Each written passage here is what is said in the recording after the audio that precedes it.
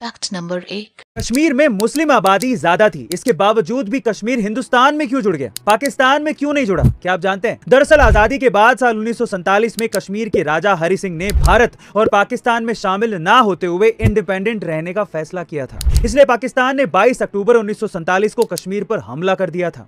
इस युद्ध में राजा हरि सिंह की सेना पाकिस्तानी आर्मी का मुकाबला नहीं कर पा रही थी, जिसके चलते पाकिस्तान ने कश्मीर के उरी, मुरादाबाद जैसे इलाकों पर कब्जा कर लिया था। और अब पाकिस्तान की फौज को आगे बढ़ता देख राजा हरि सिंह ने भारत से मदद के लिए गुहार लगाई, लेकिन उस वक्त कश्मीर के एक आजाद मुल्क होने की वजह से भारत मदद नहीं कर पा रहा था, क्योंकि पाकिस्तान ने कश्मीर पर हमला किया था, भारत पर नहीं।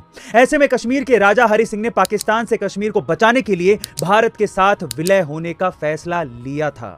इसलिए आखिरकार 26 अक्टूबर 1947 को हरि सिंह ने इंस्ट्रूमेंट ऑफ एक्सेस पर साइन कर दिया था, और तब से अब तक और आगे तक भी कश्मीर भारत का अभिन्न हिस्सा था, है और रहेगा। Fact number 2। क्या टाइटैनिक जहाज के डूबने को लेकर हमसे झूठ बोला गया? क्या टाइटैनिक जहाज कभी डूबा ही नहीं? क्योंकि खबरों के मुताबिक जो जहाज उस रात बर्फीली चट्टान से टकराकर डूबा था, वो टाइटैनिक था ही नहीं।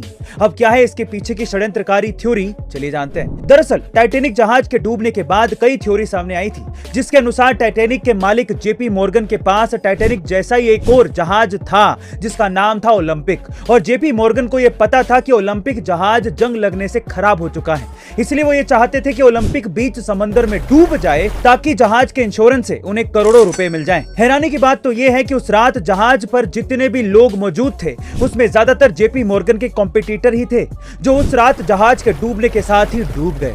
यही नहीं, उस रात जेपी मॉर्गन भी जहाज के सफर पर जाने वाले थे, लेकिन टाइटैनिक निकलने के ऐन वक्त पर जेपी मॉर्गन ने अपने सफर को कैंसिल कर दिया था। इससे इस बात पर शक और ज्यादा गहरा जाता है कि टाइटैनिक, या फिर यूं कहे कि ओलंपिक को जानबूझकर डुबाया गया था।